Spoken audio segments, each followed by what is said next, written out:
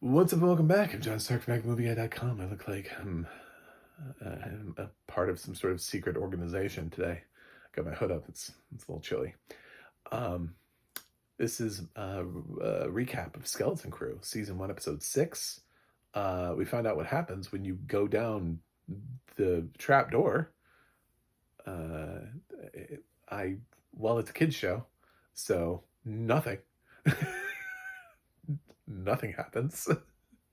I love that the thing is even set up where it has like multiple tubes in case multiple people go down the same trap door.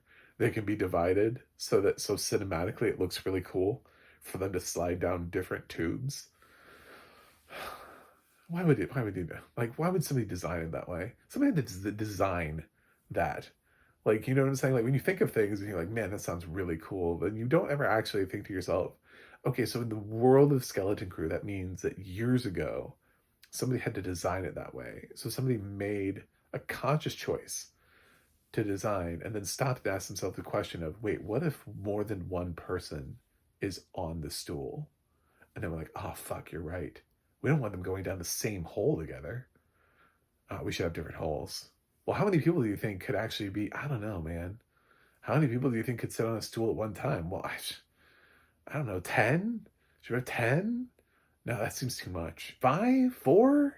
Let's go with 4.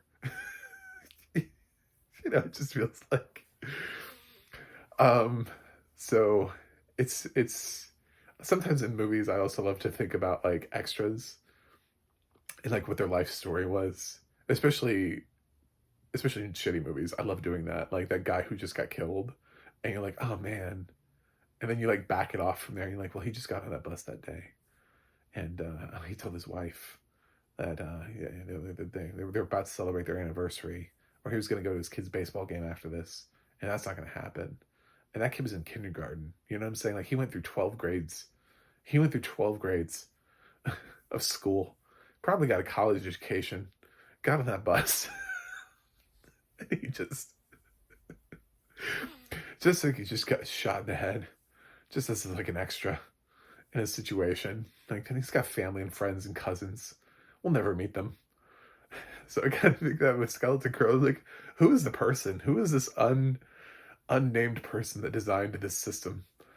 And so they land in the garbage, and they come out in garbage basically, and KB takes it hard, and she has to be reset.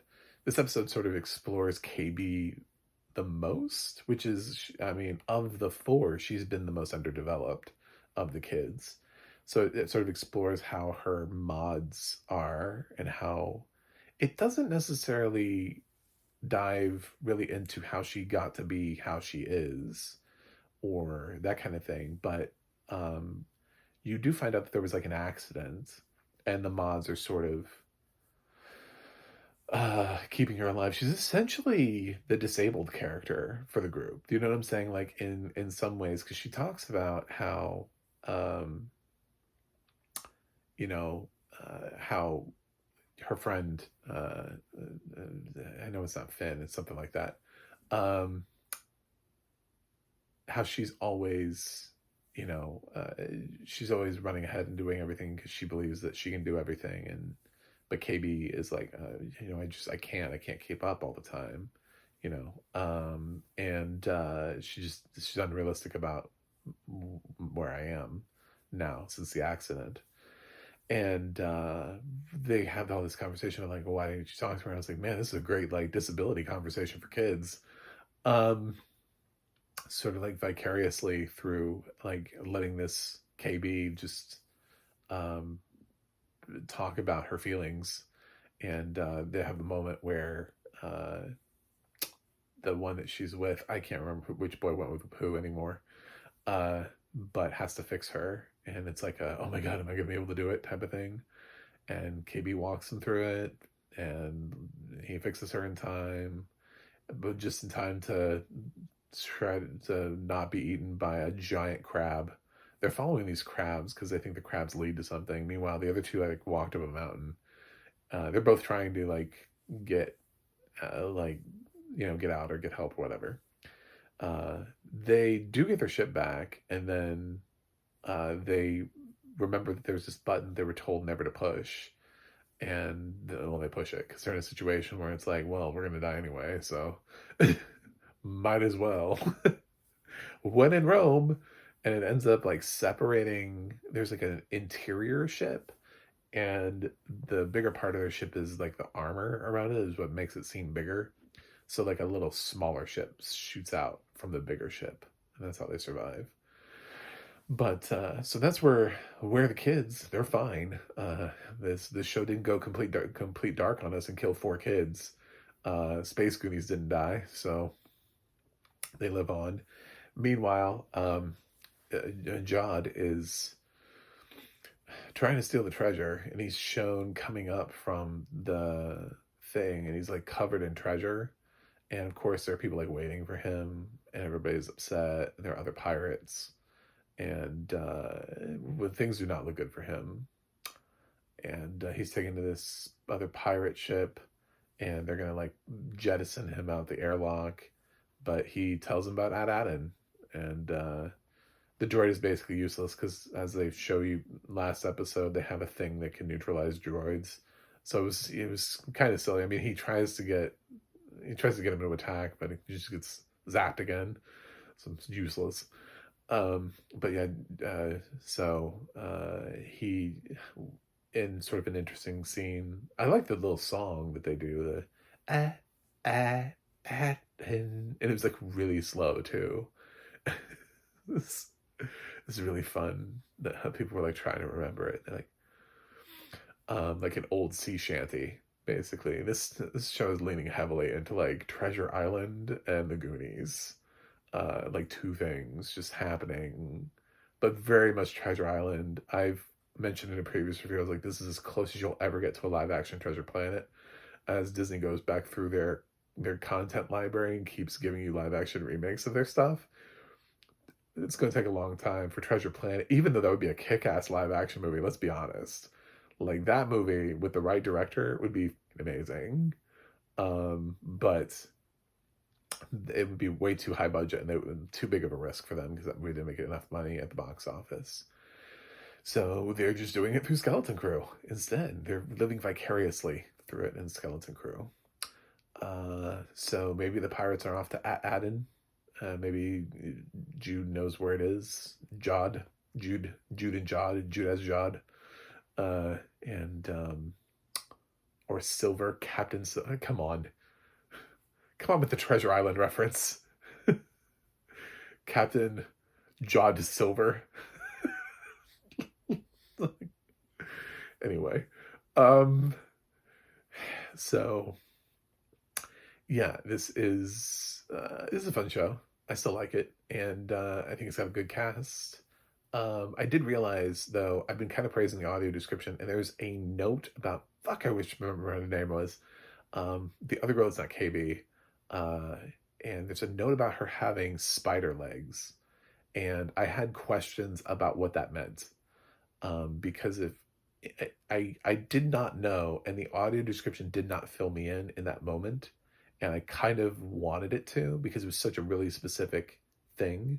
Like, is it the length of her legs? Is it the way that they bend? Or does she have 8 legs? Because I realized I did not know. And I think that that's something, because I remember earlier on she was fixing the bike, and I don't remember her being described as having 8 legs.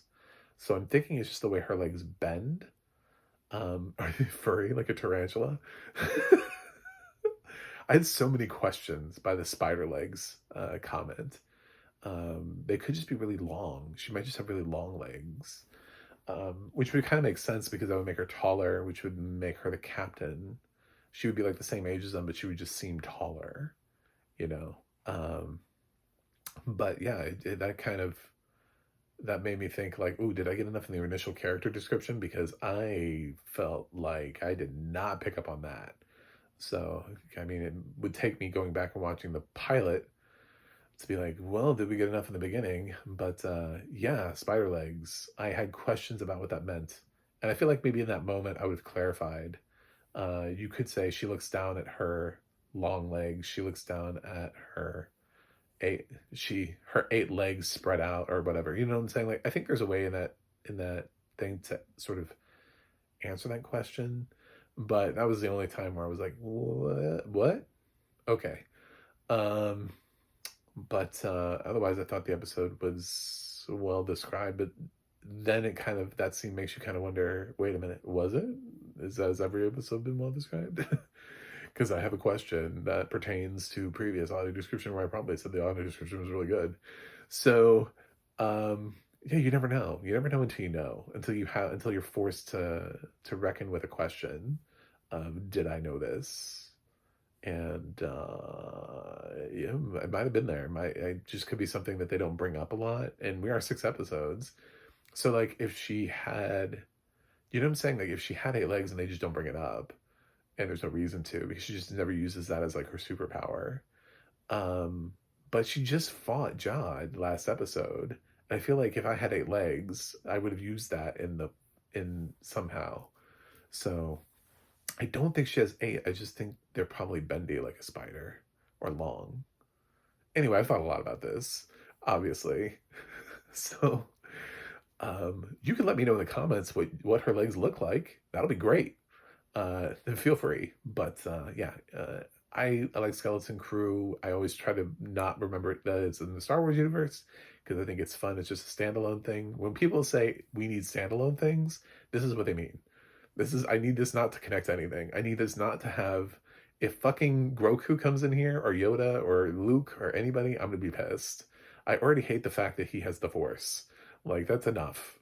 If Darth Vader, I swear to God, I swear to just keep it away. You can have, I've accepted the fact that this works as its own little bubble thing.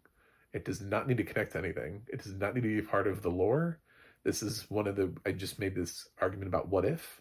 I was like, people are complaining that there's too much Marvel shit that connects to the MCU and they have to like watch all the TV shows and watch all the movies. And to keep up.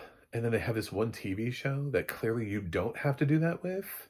And it provides them with possibilities of being able to continue to show random characters doing things, and they canceled that after 3 seasons.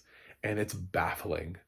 It is absolutely baffling that the one show that has no connection to anything, that has no bearing on existence, that its whole purpose in life is to have no bearing of permanence, that allows them to try new ideas and to say, well, would people like us to do this? Do people want us to see? I mean, it spawned they're doing the Marvel Zombie show.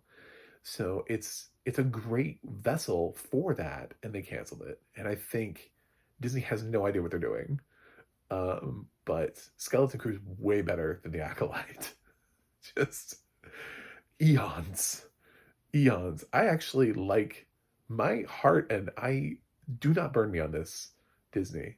I actually think this is my second favorite show to The Mandalorian. I think we're there.